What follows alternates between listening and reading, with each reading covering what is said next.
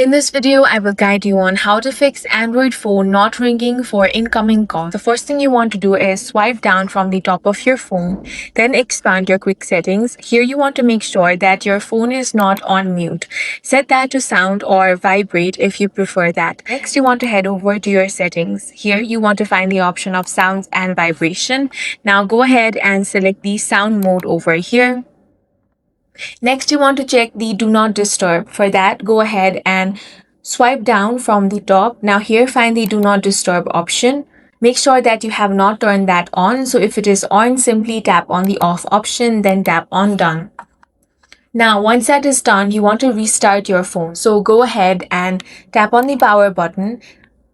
Now restart your phone, then wait for the phone to reboot. Incoming calls should now ring normally. That's all for this video. If you found it useful, make sure to hit the like button and subscribe for more videos like this.